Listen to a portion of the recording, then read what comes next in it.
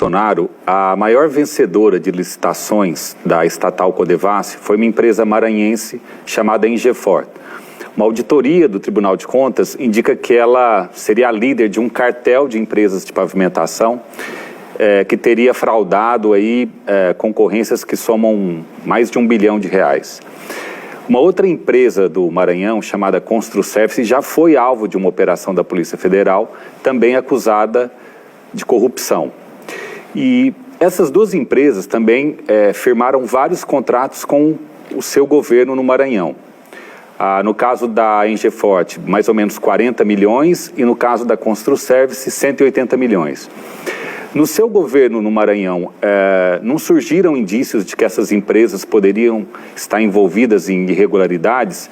E no seu governo elas serão investigadas? Bom, o atual governador do Maranhão está lá desde abril e ele, obviamente, dirige a administração pública estadual. No período em que lá estive, eu não me recordo exatamente dessa empresa Ingefort, mas a Construservice eu me recordo, claro, porque fez muitas obras, e no nosso período não houve nenhuma denúncia em nível estadual. As denúncias, inclusive, são posteriores. Acho até que a minha saída, ou foi concomitante à minha saída do governo. Então, a cada caso, você tem que aplicar a lei. E não há dúvida que esses eventos todos, quando envolverem dinheiro federal, devem ser apurados, serão apurados livremente. Eu, Flávio, fui governador de um estado por 7 anos, nunca pedi a um juiz, a um desembargador, uma decisão judicial. Uma. A não ser, claro, naquilo que era de interesse do Estado. Eu digo decisões pessoais. Nunca chamei um delegado para dizer faça tal ou qual inquérito. Então, a minha história responde em relação àquilo que se pode esperar da minha atitude como ministro. Não tenho compromisso nenhum com empresa alguma. Não sou dono de empresa. Tenho amigos que são empresários, mas não tenho empresário amigo. Ou seja, nunca favoreci, nunca persegui. E essa é a conduta correta nos termos do princípio da impessoalidade, que está no artigo 37 da Constituição. Laura, pode ir para uma curta.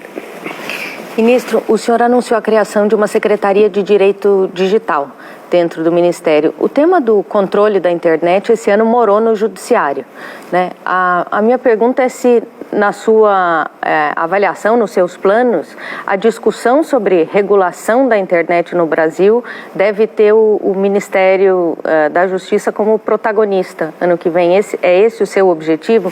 Que tipo de regulação o senhor vislumbra como a ideal para esse tema, para a internet? Laura, nós estamos na iminência de um novo dilúvio. No século XX, o temor que todos nós tínhamos era da guerra nuclear, fim do mundo. Não é a sua geração, é a minha. Eu diria que nós estamos na iminência ou do dilúvio ou de uma guerra nuclear, só que na sua dimensão digital. A questão da segurança digital é vital para a sociedade, é vital para a sobrevivência da democracia.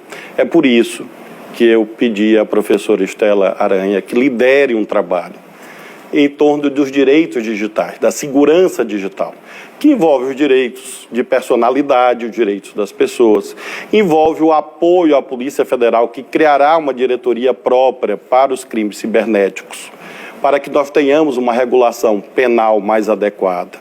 Envolve a reflexão sobre temas que surgiram no Tribunal Superior Eleitoral. Cito a resolução que foi editada no segundo turno, sobre a retirada de conteúdos ofensivos, criminosos na internet. Você, Laura, e o Jota, que acompanham isso, sabem que havia por parte das plataformas uma resistência ao cumprimento dessas decisões. Se dizia que precisava de uma semana, 5 dias, 3 dias. A última resolução do TSE fixou o prazo de 2 horas para a retirada de conteúdos criminosos da internet. E veja, a resolução foi cumprida. Agora, é uma resolução do TSE. Será que o Brasil não precisa de uma legislação sobre isso, mais estável, mais perene? Eu estou apenas exemplificando o conjunto de desafios dessa coordenação especial que nós criamos. Mas isso realmente visa evitar o fim do mundo. Senão nós vamos parar numa arca de Noé. Nesta arca de Noé, ninguém sabe quem vai entrar e quem vai ficar de fora. E nós temos que evitar isso, porque hoje são criminosos. Não se trata apenas de fofoca, nem de coisinha engraçada. Nós estamos falando de quadrilhas que atuam no tráfico, que atuam na pedofilia, na exploração ilegal de madeira, que atuam para fraudar eleições, que atuam para atacar os bancos, que atuam para sequestrar dados, que atuam para fraudar bancos de dados como do Superior Tribunal de Justiça. Então essa talvez seja uma das questões mais nodais das democracias contemporâneas. E nós precisamos atualizar a nossa presença nesse tema. Uai, seu app de vídeos curtos.